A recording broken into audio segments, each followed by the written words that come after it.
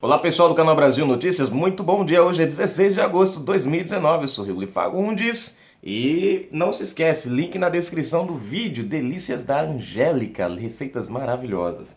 Gente, Renan Calheiros comemora, né, a lei do abuso de autoridade, agora vocês sabem por quê, né? E o que eu achei legal, mais uma vez, olha só gente, a cara de madeira, mais uma vez eles dão uma de João sem braço. E aí o que ele faz? Ele defende Lula e ao mesmo tempo defende Flávio Bolsonaro, né?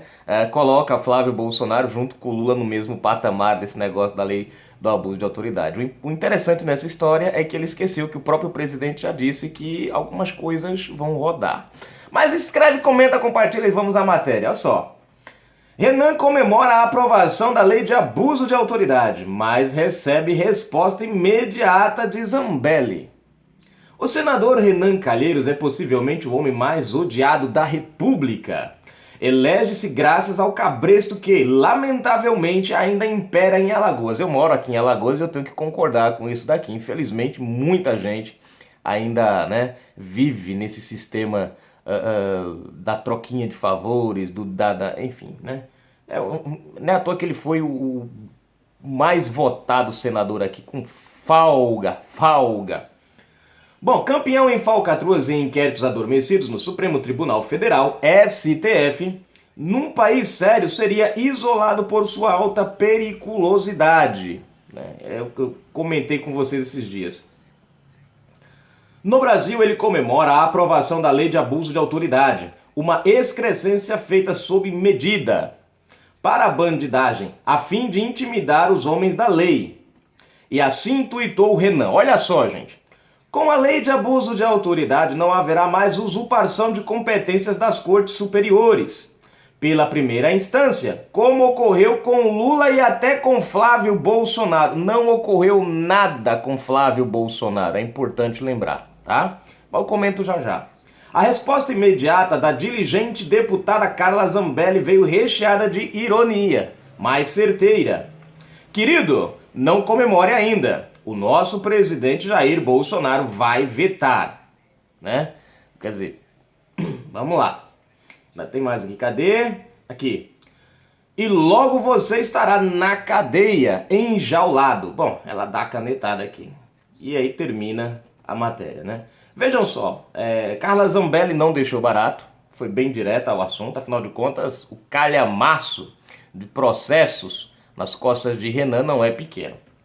Agora, uma coisa que ele tentou, é o que eu venho falando, eles estão tentando colocar o Flávio no bolo, né, de qualquer jeito, que é pra dizer assim, não, é como se fosse aquela velha história, assim, não, vamos colocar aqui, porque senão, se o presidente mexer, mexe com o filho também. Ou trazer aquela imagem de que há um conchavo entre o presidente e essa turma aí. Bom, para começar, gente, só para iniciar, o caso de Lula e Flávio Bolsonaro são totalmente diferentes, tá? Nem dá para comparar, né? Mas tem gente que ainda abraçou essa causa aqui e saiu comentando por aí algumas abobrinhas, né? Mas enfim, não dá para comparar. Outro ponto interessante aqui na história, nós da direita não estamos aqui defendendo a não investigação de Flávio Bolsonaro. Pelos contrário, tem que ser investigado. Inclusive, eu sou um dos que fui contra, né? Os meus vídeos estão aí para mostrar isso, que eu fui um dos que criticaram a ação do Toffoli em suspender a questão do Flávio Bolsonaro.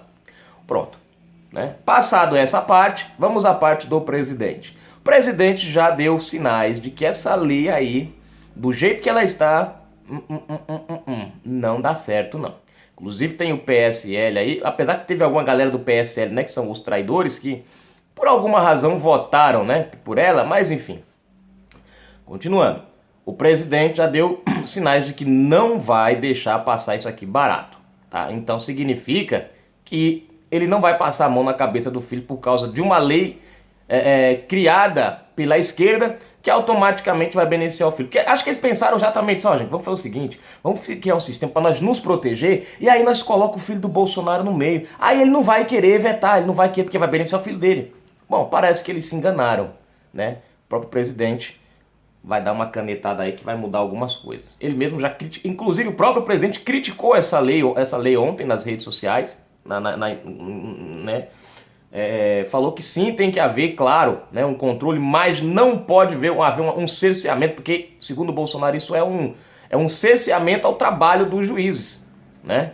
Tem que ter alguma coisa sim, mas não desse jeito como eles criaram. Então, né, já fica logo separado aí o joio do trigo, né? As intenções. Então nem adianta a Renanzinho puxar a sardinha pro Flávio Bolsonaro, porque aqui, gente, eles estão atirando para os dois lados. De um lado ele defende o Lula porque quer para ganhar a galera do Lula. Do outro lado ele defendeu o Flávio que é para ganhar o presidente da República, né? Mas parece que, enfim.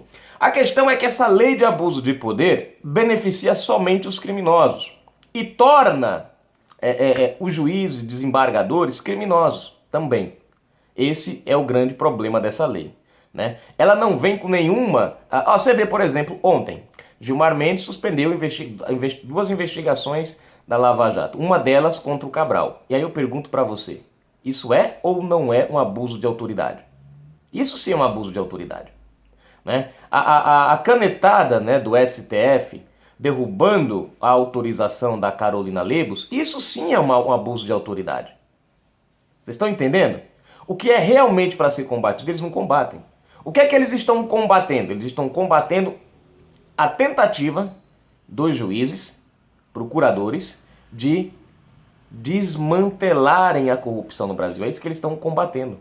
Porque você para prestar atenção, essa lei de abuso de poder, ela não traz nenhuma proteção para o juiz, ela não resguarda o juiz de nenhuma situação, pelo contrário, ela só resguarda o bandido, beneficia o bandido, dá autonomia ao bandido, tira toda a liberdade do juiz, essa é a verdade, né?